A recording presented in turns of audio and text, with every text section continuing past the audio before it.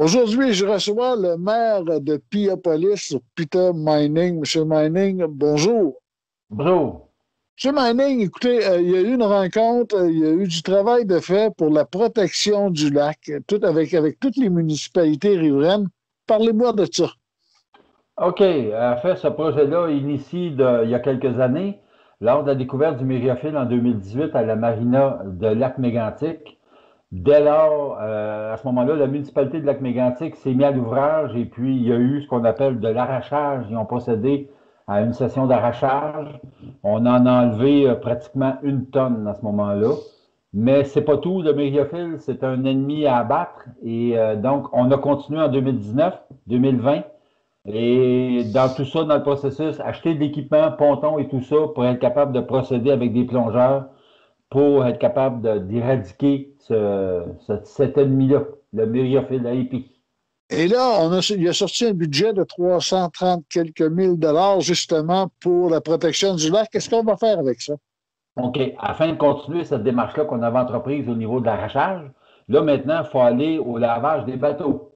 C'est très important. Donc, les 4 municipalités, toujours de concert, et les 4 municipalités maintenant fonctionnent sur le nom de municipalités riveraines du lac Mégantic, dont je OK. suis le président. Ces 4 municipalités-là, on parle de lac Mégantic, on parle de Marston, on parle de Frontenac et on parle de Piopolis. Donc, le 338 000 dont vous faisiez mention, oui, c'est pour l'acquisition d'équipements. Ce qu'on fait avec ce 338 000-là, c'est qu'on innove.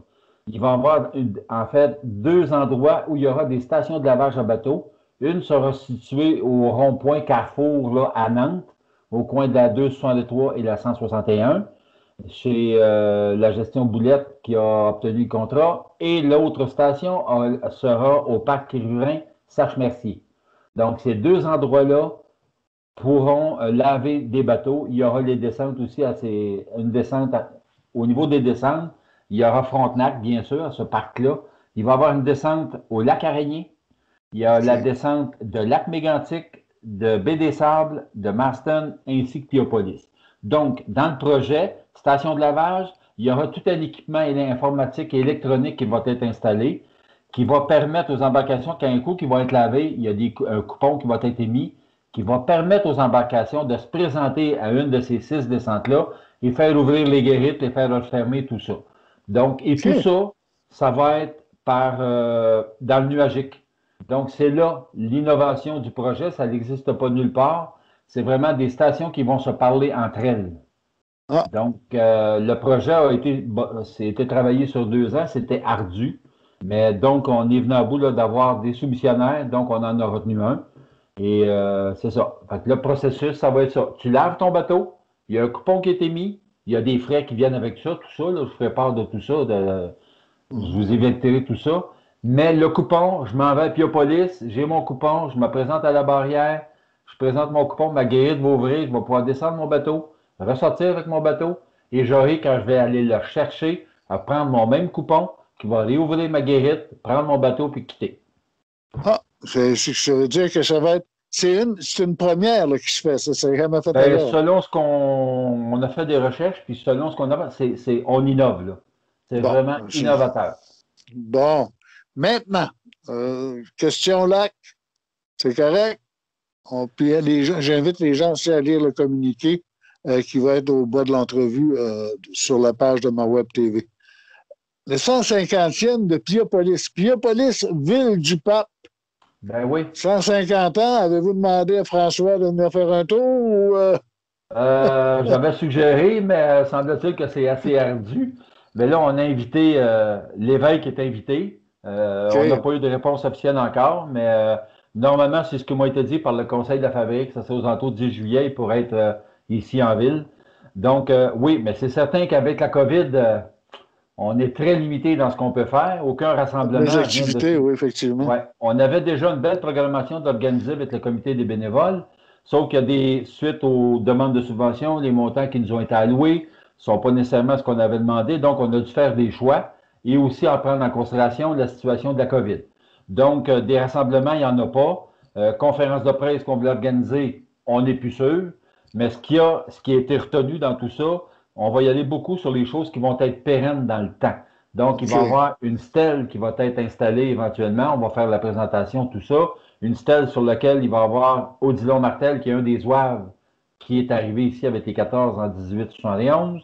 Il va y avoir un texte avec ça. Et à l'endos de cette stèle-là, on va avoir la description de tous les maires qui ont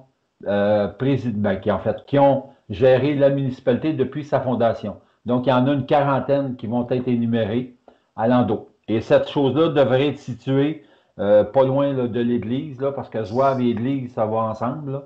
Ça devrait être là. Il y a une balado qui va être en place.